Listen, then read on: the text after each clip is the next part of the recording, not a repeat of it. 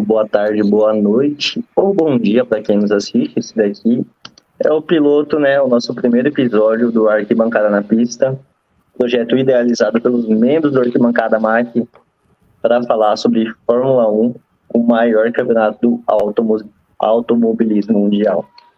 A gente criou isso daqui porque o Arquibancada é para isso. O Arquibancada não tem arquibancada em si, né? Não existe só no futebol, não só no vôlei, no basquete, no futebol americano. O Arquibancada tem todo esporte para você torcer por quem você quer. E é isso. Vou apresentar aqui quem está comigo, que é o Otávio, o Christian e o Luca. E se apresentei, vou começar pelo Otávio. Primeiro, um bom dia, boa tarde, boa noite para quem está assistindo. Um bom dia para os meus colegas, o Paulo, o Cris e o Luca. Eu queria dizer que é uma honra fazer parte desse projeto e eu espero que nós conseguimos fazer um ótimo trabalho e que continuamos acompanhando essa temporada que tem tudo para ser espetacular.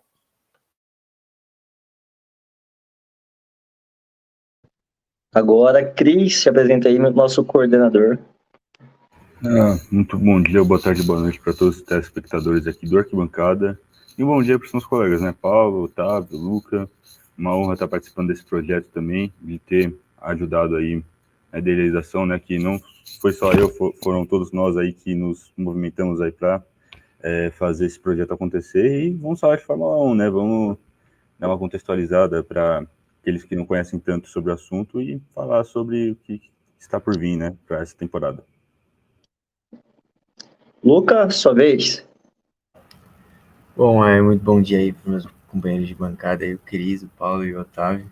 E bom dia, boa tarde, boa noite para quem vai estar nos acompanhando. É um prazer estar aqui nesse primeiro episódio sobre Fórmula 1. É um esporte que nos últimos anos eu tenho acompanhado um pouco mais, tenho me interessado mais.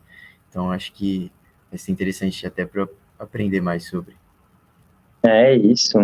Acho que a Fórmula 1 vem se popularizando muito depois da série da Netflix, né? O Drive to Survive. Que ali os bastidores, isso é muito interessante também, você ver, de você aprender. Troca de pilotos, troca de coordenadores, de chefes de equipe. Muito, muito interessante essa série aí. Quem quiser assistir na Netflix aí já tem até a sexta temporada. Mas eu queria perguntar agora para vocês, tipo assim, como começou essa intimidade com a Fórmula 1? Quais foram as primeiras corridas que vocês lembram de ter visto? Quem foram os caras que vocês gostavam de ver? E quem são os seus ídolos nesse esporte? Bom, deixa eu começar aqui. Cara, eu assistia os GPs assim quando eu era pequeno. Eu lembro que assistia em casa e era bem naquela época lá que tinha o Sebastian Vettel, a ascensão do Felipe Massa, né, que se tornou aí um grande nome aí brasileiro no automobilismo, né? E também Rubinho Barrichello, né, corria na época. Eu peguei toda essa época assim e aí, tipo, na minha adolescência, assim, eu passei a não acompanhar tanto, mas agora que voltou à tona o assunto, assim, nos últimos 4, 5 anos, eu venho acompanhando frequentemente aí Fórmula 1 e aprendendo cada vez mais sobre o esporte. E em relação a isso, eu acho que não tem como, né? Acho que todo mundo que vê a história do cara se emociona, assim, sabe? Ninguém mais, ninguém menos que Ayrton Senna, isso é incontestável falar, cara, ídolo máximo, assim, foi a história de superação dele, como que ele se desempenhava nas corridas, se esforçava para ser o melhor corredor, cara, por mais que eu não tivesse nascido na época dele, ver a história dele, assim, inspira a gente na vida, sabe, e bom, é isso, sabe, cada vez mais venho me interessando pelo esporte, e é isso. E você, Pupato, como é que começou? Eu comecei a acompanhar mais por conta do meu pai. Meu pai que sempre, todo domingo, assistia a Fórmula 1. Ele sempre curtiu, sempre me mostrou. Eu, no começo, eu achava meio entediante, porque sempre demorava muito, tinha 70 voltas, e aí eu falava, meu Deus, eu gostava de ver o começo e o final da corrida, que era o que importava, né? E aí depois eu fui acompanhando mais, e aí com o tempo fui aprendendo a gostar. E aí nos últimos anos já acompanhei toda a temporada, Às vezes não acompanho todas as corridas, porque tem umas corridas que são uns horários que não dá, ainda mais num domingo, mas eu sempre tô vendo os resultados. E acho que, assim, como ídolo, acho que todo brasileiro que gosta de Fórmula 1 tem como ídolo, assim como o Chris falou, no Ayrton Senna. Foi um cara que... Eu lembro quando eu escutei a história pela primeira vez que ele dirigiu um carro com câmbio quebrado, eu não acreditei como que ele conseguiu completar uma corrida daquela forma, né? Então, a aspiração, assim, era absurda e o piloto que ele era mesmo, né?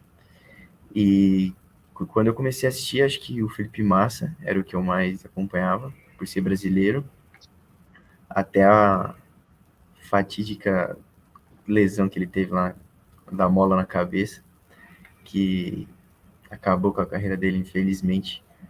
Mas, assim, no esporte atualmente, o meu ídolo não tem como não ser o Hamilton. Acho que é um cara que sempre tá ligado a causas sociais, sempre tem opinião política. Então, para mim, ele é um ídolo tanto dentro das pistas quanto fora. Então, acho que, sem contar que também junto com o Schumacher, o maior campeão da Fórmula 1, né? É isso. E você, Otávio? Bom, eu sou completamente apaixonado pela Fórmula 1.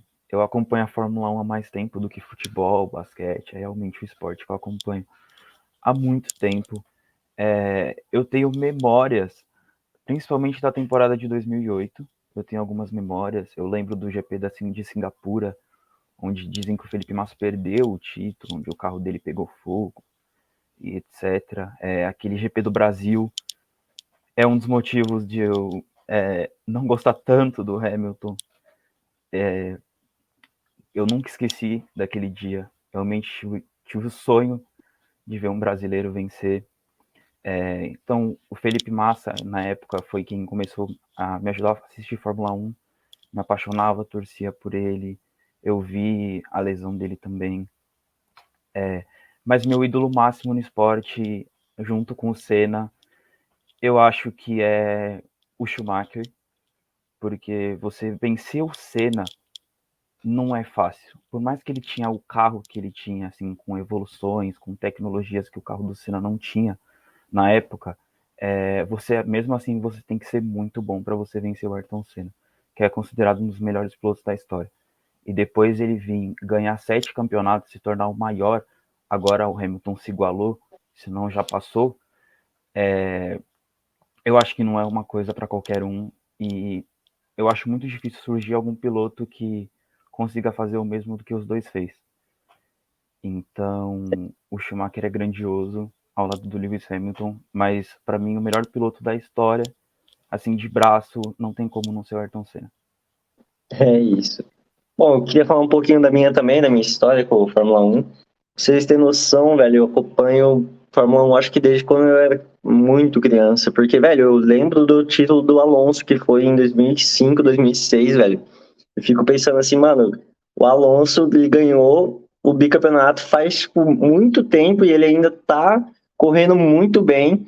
Você vê pessoas que entraram junto com ele ou entraram depois dele, só ele que resta ali. Ele e o Hamilton, né, que são agora os mais velhos ali.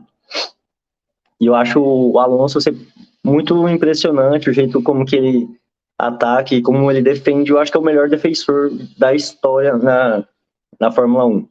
Mas, tipo, não tem como, né? Eu sou brasileiro, né? Então eu acordava cedo, ou acordava madrugada, pra ver o Felipe Massa. E, velho, eu odiei muito o Hamilton durante alguns anos, por ele ter ganhado aqui na nossa casa, em Interlagos, passando no último bloco ali, nas últimas curvas. E, cara, eu ficava, tipo assim, um ódio dele, não sei, alguma coisa na minha cabeça, tá ligado? Mas, tipo, depois do que ele fez, ganhando, mano, os títulos em sequência, perdendo só pro colega de equipe dele, que eu achei que foi mais dado do que, né, do que vencido pro Rosberg. Mas acho que hoje em dia o Hamilton, principalmente por ele ser quem é, fora das pistas, da visibilidade para as pessoas negras, mas ele também não fala só disso. Então, eu acho que ele eu tenho ele como meu ídolo máximo, né? Junto com o Senna ali, porque todo brasileiro tem o Ayrton Senna como ídolo máximo. Tanto que, velho, tipo, eu fui saber da história do Senna muito tarde, eu acho que foi com 14 anos que eu fui pesquisar e eu fui ver documentário, eu acho que tem um documentário que é o Herói Senna, eu acho que foi lançado em 2015. Eu assisti assim, mano, e eu comecei a chorar, e minha mãe assistia comigo, e tipo, ela não acompanha a Fórmula 1, né? Mas ela falava como que era na época dela de acompanhar o Senna todo dia, ela chorou também junto comigo, e eu fiquei assim, mano, que isso, velho, o cara é muito grande, tá louco, o cara é gigantesco. Mas passando, né, dando sequência, fala, Cris. Só um adendo aqui que você citou aí do Hamilton ter ganho aí o GP aí de Interlagos. Cara, fez lembrar daquela cena dele em 2000, acho que foi 2019, que ele ganhou o GP de Interlagos e ele fez referência pro Ayrton Senna. Aquilo lá foi um negócio assim, acho que foi ali que foi a virada de chave para os brasileiros terem mais carinho aí com o Lewis Hamilton, né?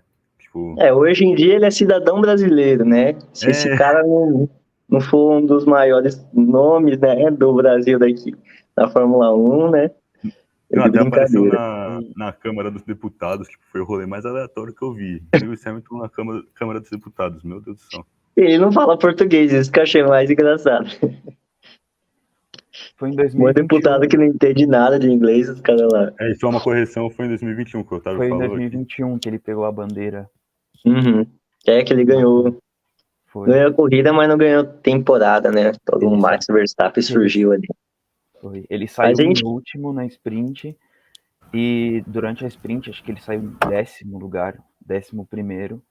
Depois da sprint, ele conseguiu vencer a corrida, faltava acho que 10 voltas, 15 voltas ainda, ele já tinha passado o Max Verstappen. Aquele dia foi coisa de maluco. O Paulo falou que apareceu o Verstappen na temporada, para mim apareceu o Latifi na última corrida mesmo, porque se não fosse o Latifi...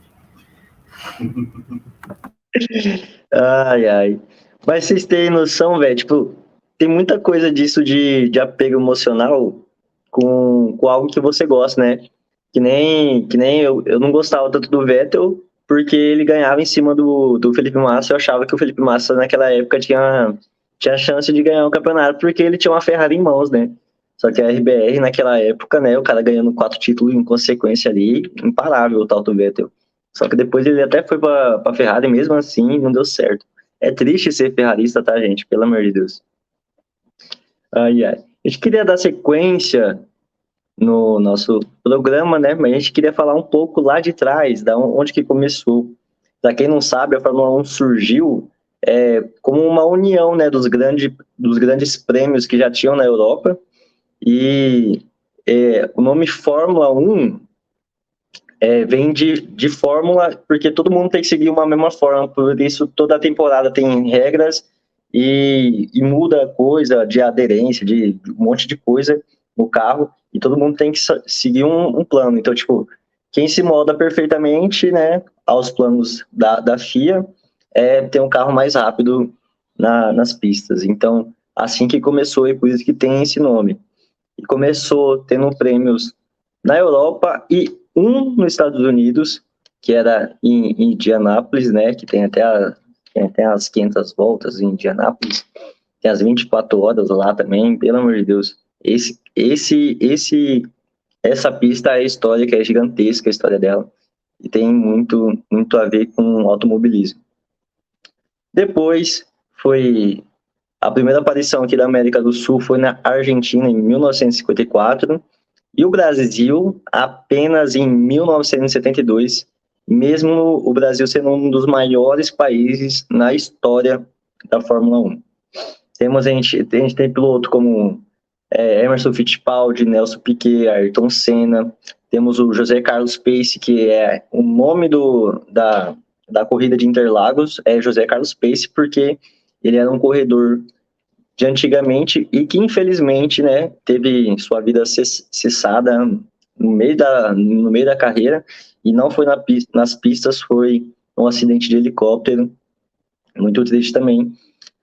Um caso parecido com o Ayrton Senna, né, que deixa saudade até hoje nos nossos corações.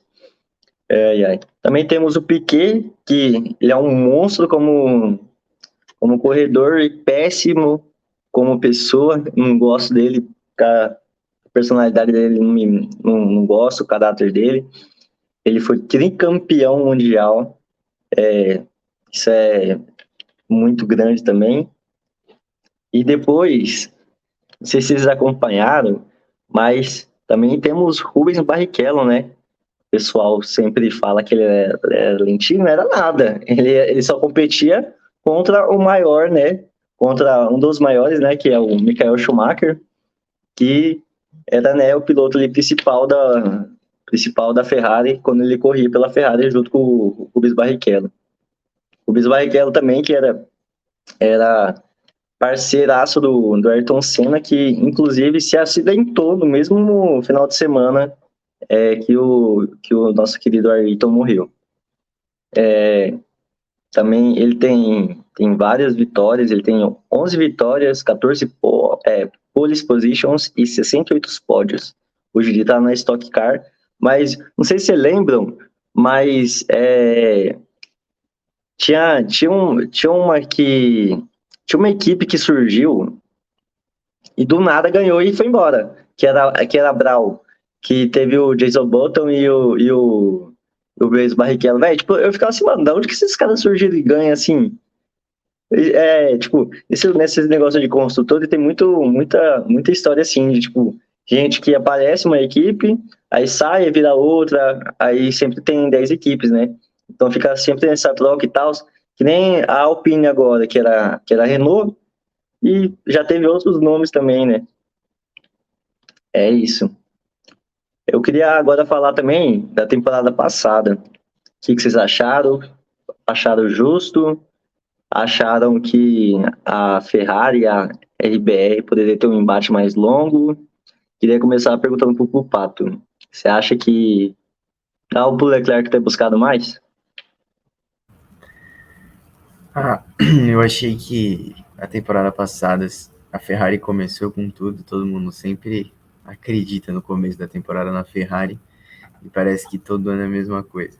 Eu acho que ano passado ficou clara a diferença de equipe mesmo, de gerenciamento de equipe da Red Bull para as demais, e óbvio que tiveram erros individuais ali do Leclerc em algumas corridas, mas também tiveram erros de equipe, de estratégia, de pedir para parar, pedir para ir para o pit stop em um momento que não era para ir, e isso acaba custando a corrida, né? Ainda mais contra o Verstappen, que é um piloto que particularmente eu não gosto muito, mas tenho que assumir que é um baita piloto e está num baita carro, então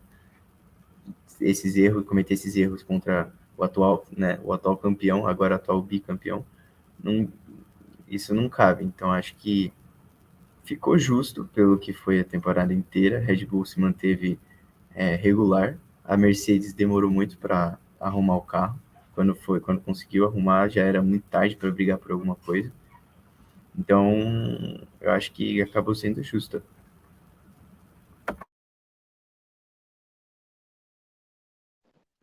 E você, Christian, o que achou da temporada? E achou, tipo, teve algum piloto ali que você queria que tivesse ido melhor e que te decepcionou? Cara, eu acho que a maior decepção da temporada passada mesmo, sem dúvida nenhuma, foi a Ferrari, porque a Ferrari sempre, como o Luca falou, sempre vem no começo da temporada bem, criando altas expectativas aí, ainda mais por conta da história, né, que a Ferrari tem, com os pilotos que já passaram, sempre falam, não, a Ferrari vai desbancar as outras equipes esse ano, e é sempre a mesma coisa, sempre acaba ficando no terceiro, assim, tá sempre no alto nível. Tem outras equipes, assim, que por conta de estrutura acabam ficando um pouco abaixo, tipo, que é natural, porque atualmente, assim, as três equipes dominantes são a Ferrari, Red Bull Racing e a Mercedes. Mas, assim, decepcionante a atuação da Ferrari na temporada passada, acho que deixou muito a desejar e não teve lógica. O Max Verstappen, por mais que tiveram algumas controvérsias aí, de algumas pessoas aí que falaram em relação a alguns GPs, né? Na temporada passada, Max Verstappen é um cara que bate recorde atrás de recorde, e essa rivalidade dele e a do Lewis Hamilton é algo assim que é bonito de ver, sabe? Mas, excepcionalmente, temporada passada, Max Verstappen, ele foi bem mais superior e conseguiu o título. Agora vamos ver o que vai ser a próxima temporada, né? A gente vai falar daqui a pouquinho. E você, Otávio, o que achou? Eu queria saber de você uma análise assim mais das equipes de médio porte, como a McLaren, a Haas, a Alpine agora surgindo, quebrando tudo. Que você esperava que a Alpine ficasse na frente da McLaren em quarto lugar na corrida dos construtores? Primeiro eu queria dizer que a maior decepção para mim na temporada passada não foi a Ferrari, porque a Ferrari ela vinha de péssimos desempenhos, péssimos desempenhos. A última vez que a Ferrari tinha ficado com o vice-campeonato foi em 2018. Em 2019 pegou o terceiro, perdeu para a Red Bull depois do motor irregular, o famoso motor irregular da Ferrari de 2019.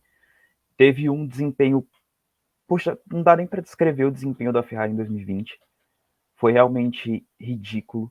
Em 2021 começou a se recuperar, mostrou melhoras, conseguiu tomar o lugar da McLaren em terceiro no final da temporada.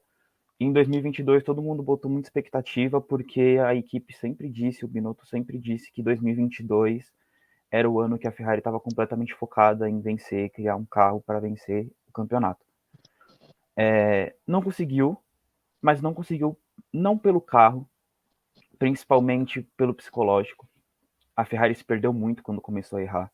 Isso não é novidade para ninguém. A Ferrari sempre erra estratégia, erra pneus, erra com os pilotos. O Leclerc teve erros individuais em si, principalmente no GP da França. A Ferrari ainda tinha a chance de se recuperar, ele ainda conseguia se recuperar no campeonato, mas ele rodou simplesmente sozinho no GP da França. E, assim, ele deu a vitória para o Verstappen, ele entregou ali o campeonato para o Verstappen. Mas para mim a maior decepção da temporada passada realmente foi a Mercedes. Não tem como, assim, a equipe estava brigando até o final, em 2021, até a última volta, o Lewis Hamilton brigou com o Max Verstappen. Até a última volta ele tinha o título na mão, acabou perdendo por conta do safety car, os pneus, a gente já sabe o que aconteceu. Mas criar um carro, um conceito completamente diferente de todo mundo, e ver o carro se perder por causa do purposing, que é quando o carro ficava quicando toda hora na reta, o carro perdia a velocidade. A Mercedes começou o campeonato muito abaixo. Foi realmente uma completa decepção não ver a Mercedes batalhar com a Red Bull e com a Ferrari. Sobre as equipes do meio, eu tinha bastante expectativa na Aston Martin ano passado. Também decepcionou muito, mesmo com o carro quebrando na pré-temporada. Eu tinha muita expectativa de que eles iam melhorar. No começo a Haas surpreendeu bastante. Sim, bastante mesmo. O Magnussen conseguiu na primeira corrida ficar em quinto lugar. Foi um desempenho espetacular para quem estava um ano parado. Mas depois a equipe acabou se perdendo e a Alpine tomou conta dessa quarta posição, desse meio do grid. Claro que disputou com a McLaren, mas a McLaren tinha o fator Daniel Ricciardo, que acabou atrapalhando muito. O Daniel Ricciardo não teve um bom desempenho. Ele não vem de bons desempenhos há muito tempo, não é de hoje, mas foi realmente completamente decepcionante para a McLaren. E assim, a única forma que eles conseguiram realmente se vingar da Alpine, entre aspas, foi tirando o Oscar Piastri deles. E a Alfa Romeo também começou o ano bem, teve ótimos desempenhos, mas depois acabou perdendo um pouco do pique, não sei o que aconteceu, que não conseguiu desenvolver bem o seu carro e acabou ficando para trás também. Então, no final da temporada, deu para perceber bastante a diferença. Assim, a Mercedes subiu, que estava disputando com a Haas, estava disputando com a Alfa Romeo, e essas equipes caíram. E a Alpine tomou conta do meio, mas mesmo assim estava completamente distante da Mercedes. Eu também me decepcionei muito com o Daniel Ricciardo, mas essa decepção já era prevista, tá ligado? Porque, velho, isso aí vem desde quando ele saiu da Red Bull, porque ele não aceitou que o Verstappen ele deveria ser o piloto principal, ele não aceitou, ele achava que poderia bater de frente com o Max, e largou tudo para ir para a Renault, para os caras fazerem um carro para ele, e na temporada seguinte o cara vai para a McLaren, velho, tipo, É muito estranho a mente do Ricardo. E agora, né, nessa temporada, ele volta para a Red Bull para ser o quê? Piloto de teste. É realmente o que ele quer. Se você quer saber como acabar com a sua carreira, toma aí uma aula do Daniel Ricciardo. Eu não esperava que a Alpine fosse chegar tão longe, não. Nossa, ainda mais com Esteban Ocon pilotando o carro deles, né? Que eu não botava fé nenhuma, né, nessa equipe, né? Mas conseguiram e fizeram bons tempos, boas corridas. Pierre Gasly chega agora também para a Alpine. Eu acho que finalmente o Pierre Gasly ele vai mostrar o que ele tem de melhor, né? Que o cara pilota numa Aston Martin, o cara conseguia. Aston Martin não, uma AlphaTauri, conseguia pontuar, né? Agora numa equipe melhor, que fica em quarto colocado, consiga talvez brigar até para ser terceiro, né? Que não podemos duvidar, né? Do que a vida traz e se pá que a Mercedes cai mais um lugarzinho esse ano. Queria saber agora da temporada que vai chegar, né? A gente fez agora chegando aqui na pré-temporada aqui semana passada na corrida do Bahrein.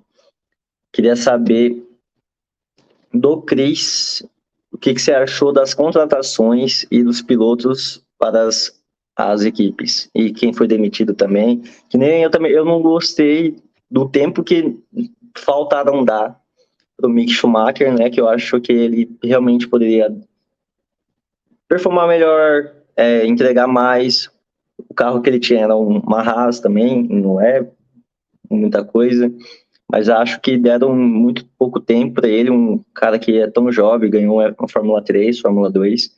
Então, né, é isso, fica a minha crítica aí à Haas e ao Gunter. Essa questão do tempo aí é um negócio bem complicado mesmo, mas eu percebi muito nessa semana de testes que foram mais, assim, acho que testes para ajustar algumas coisas do carro, né? Acho que principalmente em relação à Ferrari, né? Quando o Leclerc opta aí por andar com pneus de calibre médio, assim, acho que é um fato aí que dá para se considerar que é realmente tipo, os ajustes finais mesmo. Eu acho que a gente vai ver realmente como que estão os carros assim em si quando tiver aí os preparos aí na sexta-feira. Acho que é o mais provável mesmo. Acho que nessa pré-temporada, assim, acho que não deu para ver tanta coisa ainda. Acho que essa semana, com os testes aí, com a preparação aí do pódio, acho que vai dar para ver melhor mais o que vai acontecer. E você, Otávio, o que você está achando do grid? O que você está achando dos pilotos aí? Você acha que teve alguém que saiu que você queria que ficasse ou alguém que chegou que você não gostou? Então, primeiro eu queria falar sobre o Mick Schumacher. Eu acho que o Mick Schumacher, ele, de certa forma, ele teve um tempo, mas assim, eu entendo também, porque ele é realmente, todo mundo sempre disse, o Mick Schumacher ele é um piloto que precisa de pelo menos uma temporada para se adaptar ao carro. Isso não é de hoje, vem desde a Fórmula 3, mas ele quebrava muito o carro, e, assim, quando ele batia, ele não quebrava, ele destruía os carros. Assim, teve vários momentos. Acho que o mais marcante é em Jeddah, quando o carro partiu ao meio, em Mônaco também. Foram duas ocasiões que o carro realmente partiu ao meio. Foi extremamente preocupante, causou mais de $1,5 milhão de prejuízo para a Haas.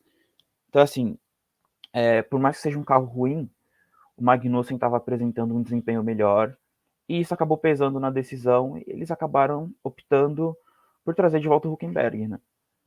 Que assim, é um piloto experiente que, de certa forma, ele não batia tantos carros, mas assim, sempre teve a expectativa do pódio dele, ele sempre andou no meio do grid, mas ele nunca conseguiu chegar em um pódio. Vamos ver essa temporada para ver o que acontece. Sobre expectativa nessa temporada, eu acho que a Red Bull tá voando. Nos testes de pré-temporada já mostrou isso. A Red Bull voltou voando de novo. A Red Bull não vai não vai cair de rendimento. É a Mercedes e a Ferrari que tem que tentar bater de frente, porque a Red Bull vai melhorar cada vez mais. Mesmo com essa mudança do túnel de tempo, eu não acho que a Red Bull vai perder seu desempenho. Eles vão começar o ano voando de novo. Não tem quem bata de frente. Talvez na primeira corrida não. A Ferrari, a Mercedes pode apresentar um bom desempenho, até mesmo ganhar uma corrida. Mas ao longo da temporada a Red Bull já mostrou que sabe desenvolver um carro, sabe melhorar. Eles têm uma cabeça bem fria, sabe montar peças assim completamente cruciais. Porque no começo da temporada passada, eles eram apenas rápidos nas retas. E a Ferrari dominava as curvas. Curvas de alta, curvas de baixa, era com a Ferrari. Apenas na reta, a Red Bull era superior. Depois, a Red Bull simplesmente tomou conta de absolutamente tudo. Curva de alta, curva de baixa, reta, não importa. Qualquer circuito era carro para a Red Bull. Então eu acho que a Mercedes tem que voltar com tudo também, caso eles tenham conseguido realmente arrumar o purposing, como eles dizem. O Toto Wolff já disse que trabalhou muito nesse carro, que eles realmente têm muita expectativa sobre esse carro, que é um carro que eles esperam que realmente seja um carro campeão, que volte a levar a Mercedes ao lugar mais alto do pódio. Mas com isso eles têm que voltar por a cabeça no lugar e correr atrás da Red Bull, porque não vai ser fácil. Eu tô com bastante expectativa também no Aston Martin, de novo, porque apresentou uma boa pré-temporada. Todo mundo disse isso, os principais canais de notícia, ESPN, Motorsport, todos disseram do desempenho da Aston Martin, assim, vem com o Fernando Alonso, que é um piloto extremamente experiente, e o desempenho dele simplesmente é impecável, não importa a idade. Então eu realmente estou esperando muito, e uma equipe que eu não consigo cravar é a McLaren. Vem com dois pilotos extremamente talentosos esse ano. O Oscar Piastri, ele consegue ganhar tudo em uma temporada. Foi assim na Fórmula 2, foi assim na Fórmula 3. Então, a gente realmente espera bastante dele na McLaren, mas a gente não sabe o carro que ele vai ter, porque o carro ano passado da McLaren realmente não foi tão bom. Voltando a falar do grid, cara, tem um piloto, velho, que, tipo assim, não sei se é só na minha mente isso, mas que eu acho que ele formaria uma boa dupla com o Leclerc ali para alavancar a Ferrari, porque, velho, eu não gosto do Carlos Sainz, daí eu acho que todo mundo sabe do meu hater ali, né? Todo mundo que me vê falando de Fórmula 1 no Twitter sabe que eu tenho um hater, né, meio que pequeno assim, ó, ao senhor Carlos Sainz, que eu acho que ele não performa tão bem como ele poderia. Que é o senhor Lando Norris. Eu acho que seria uma boa contratação para a Ferrari, né? Ou nas próximas temporadas aí isso aconteça. Porque, velho, ele consegue performar mesmo o carro caindo a pedaço. A McLaren esse ano tá vindo muito mal, já demonstrou isso nos testes de pré-temporada. Os caras emendando o carro com silver tape e é isso, né? Ninguém ligando pra nada, mas o Zac Brown jogou a toalha, falou assim, mano, não quero mais fazer um carro competitivo, é isso. Eu não consigo, não sei fazer. Ai, ai. Mas eu acho também que a Ferrari esse ano vai dar uma melhorada, principalmente nas estratégias, porque o Mattia Binotto, eu achava ele muito fraco de comando, muito fraco de pulso firme, né? Achava que ele deixava as coisas acontecerem tipo assim, eu achava que ele não tinha cabeça. Como, tipo assim, você percebe que o Dr. Wolff, ele é totalmente entregue ao trabalho dele na Mercedes, como você percebe também que o Christian Horner é totalmente entregue ao trabalho dele na Red Bull. Eu achava que o Mattia Binotto não tinha essa entrega dele para a Ferrari, eu achava ele muito fraco. Pode falar, Otávio. Tá liberado o desabafo? Pode. Tá bom. Então, eu queria falar um pouco sobre o Binotto também. O Binotto, ele é péssimo. Cara, ele sempre foi péssimo. Sim, ele era muito bom como coordenador de motor, diretor de motor. Ele era chefe de motor da época do Schumacher. Então, assim, motor não dá para reclamar que ele sabia fazer. Na teoria, né? Porque na prática, 19, 20, 21, não foi bem assim. Mas, cara, como chefe de equipe, ele é triste. É triste, assim. Ele não definiu um primeiro piloto era completamente... Cara, não tem o que dizer. Era péssimo, cara. Você vê isso da Ferrari. É a maior equipe do grid, da Fórmula 1, da história. Cara, você pensa em Fórmula 1, você pensa na Ferrari. É a maior equipe de todas. Ele tinha a maior equipe na mão. E mesmo assim, ele não conseguia ter pulso firme. Ele saiu por conta disso. Ele nunca soube desenvolver o carro da forma correta, nunca definiu o primeiro piloto. Só assim, ele conseguiu brigar com o Sebastian Vettel. E assim, ele colocar o Sainz acima do Leclerc em algumas corridas, no GP de Silverstone principalmente, ele não trocar os pneus do Leclerc, ele decidiu trocar os pneus do Sainz, com a justificativa de tentar segurar para o Leclerc ganhar, com um pneu que já tinha rodado mais de 20 voltas, não faz sentido. E esse ano ele saiu. Era muito mais fácil, né, velho? Deixar o Leclerc fazer a troca pra ele competir, né, de igual para igual, velho. Isso daí também, velho. Quando eu vi na Fórmula 1 Drive to Survive, velho, eu fiquei assim, puto do mesmo jeito que eu fiquei no dia da corrida. Falei, mano, como assim o Sainz tá entrando pros boxes? Mano, ele não vai segurar, velho. Ele nunca segura. O Sainz é horrível de largada, velho. Tipo assim, você vê que é poucas vezes que ele não é ultrapassado, pelo amor de Deus. O Sainz, ele comete muitos erros, assim. Tem GPs que ele é muito bom, mas tem GPs que ele é péssimo. Na Áustria, ele estava correndo muito, quando o motor dele simplesmente estourou.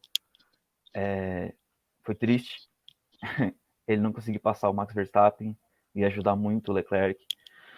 Mas o Sainz realmente, assim, é um piloto abaixo do nível que a Ferrari precisa. Mas voltando na estratégia, não é de hoje que a Ferrari erra na estratégia. Isso há muito tempo. Esse ano trocou o estrategista, junto com o Binotto. O Frederic Vasseur preferiu trocar. Fez o certo. Assim, eu acho que a Ferrari realmente precisa de uma reestruturação. Eles precisam sair daquela ideia deles de uma equipe familiar, uma equipe só italiana, só membros italianos.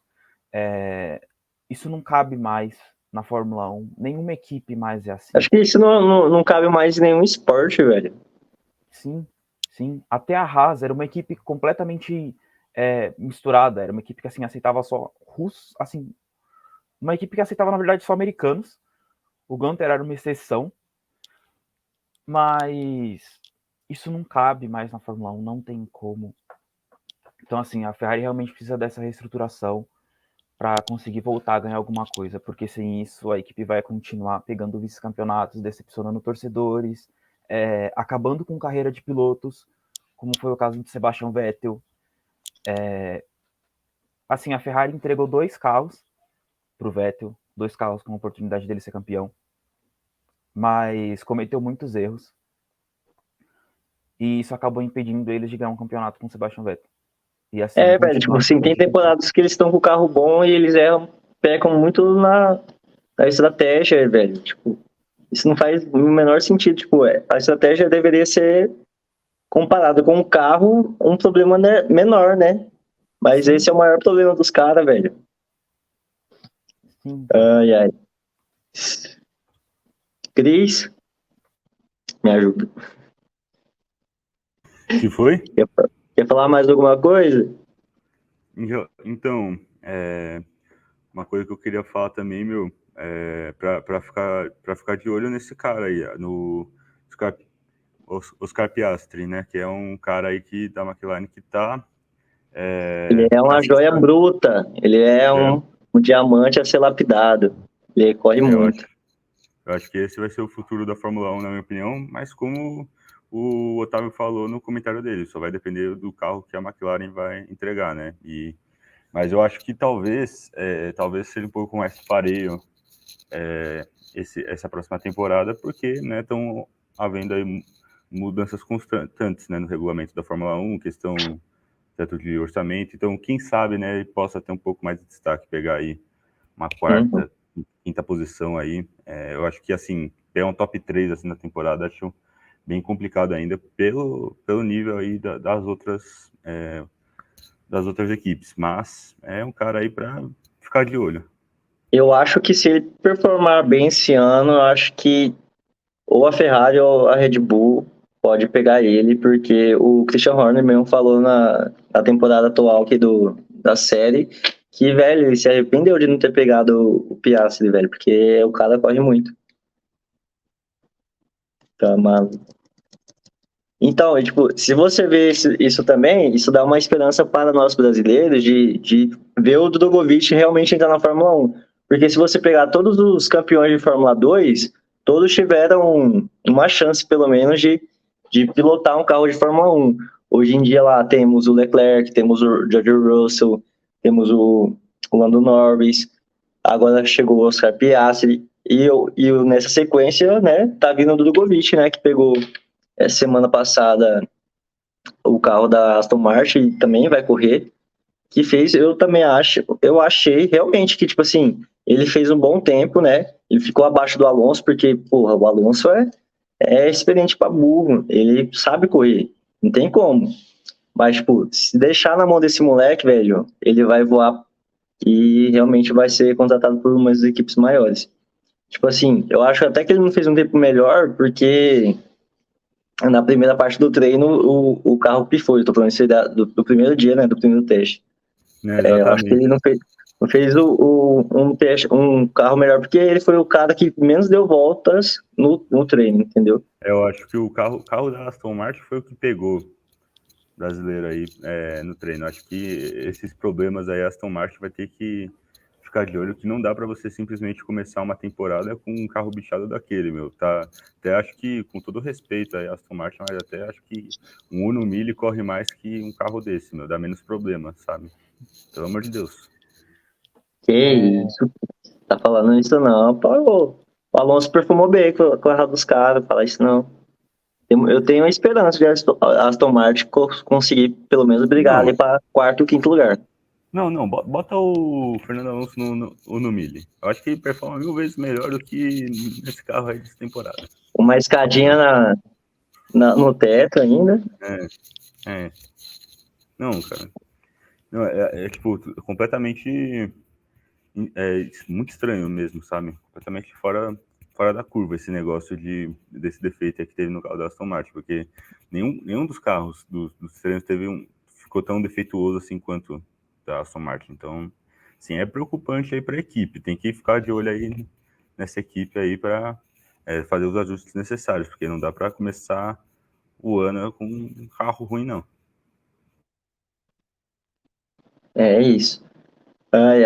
Acho que a gente vai poder chegar ao fim, né, dessa transmissão aqui. A gente já falou tudo que tinha para falar. Se alguém quiser falar mais alguma coisa aí, o microfone está aberto. Eu acho que... Pode falar, Cris. Não, pode falar você, eu só ia falar que tá tranquilo. Eu queria falar sobre o Drogovic. Eu acho que a questão do Drogovic de entrar na Fórmula 1 não é só o talento. Vários brasileiros têm o talento, o Enzo Fittipaldi, o Pietro. Tem mais, mas eu não me recordo de nomes.